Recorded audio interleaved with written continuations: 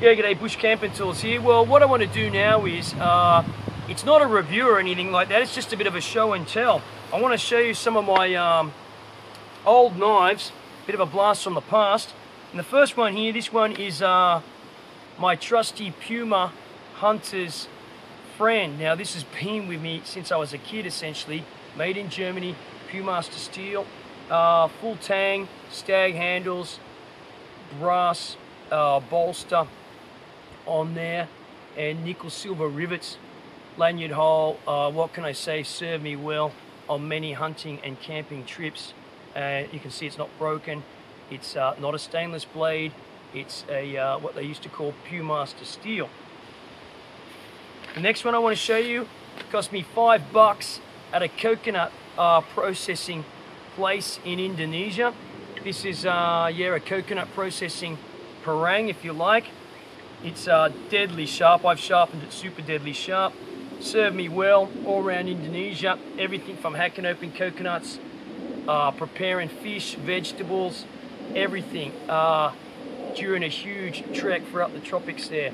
And no loose handles on this thing. Very comfortable to swing. Can't hurt yourself like that because there's no tip on it there or here like that, but the rest of the blade deadly sharp, and that really lent itself to a lot of let's say survival type stuff in the tropics. Yeah, okay, they thought I was a bit crazy wanting to buy one of these things, but anyway, that's that. This other one I had made for me. This is a fantastically carved wooden scabbard and hand carved handle as well too. This was made for me. I went to a blacksmith's in Sumbawa, the island of Sumbawa, and we sought out this guy.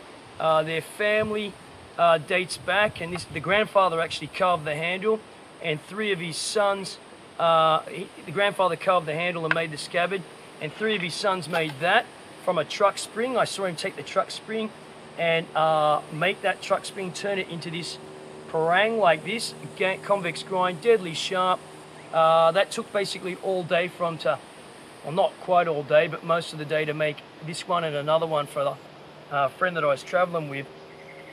And this family, their tradition dates back to when the Dutch were there, when they were actually making weapons to fight the Dutch. Of course, they're not making weapons nowadays, but this is absolutely great. That's got a lot of weight in it, used for daily chores in Indonesia, through to agriculture in the field. Yeah, and that's just one of the many types of parangs that they make there. So that's one of my prized possessions, actually. Truck leaf spring, extra carbon in it in the fire, everything. Yeah. Now, and lastly here, this is yeah, it is a tourist knife. Though I tried to find I got this in 1992 when I was in Nepal, and I tried to find something pretty authentic, one of these kukri knives.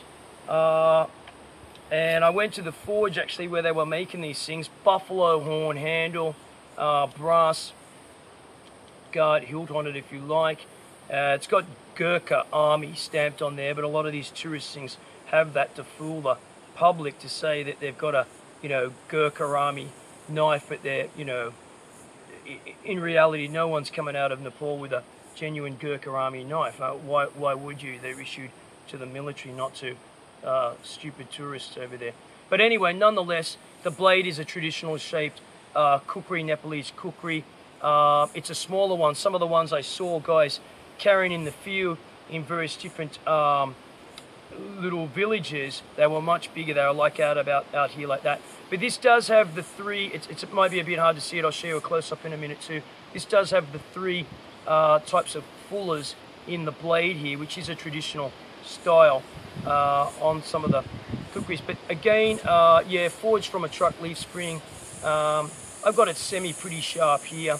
I don't really intend on using it because it's more of something, a memory of that trip, but it's really heavy, and he assured me, yeah, it really could be used if I wanted to. I don't see why not. I actually, some years ago, I did hack into some trees down the back here in the bush on that, and this is it's in a wooden scabbard, leather covered wooden scabbard. It's got the you know, horn handled little sharpening knives. These are sharpening knives actually for the blade, they're not for eating with or anything.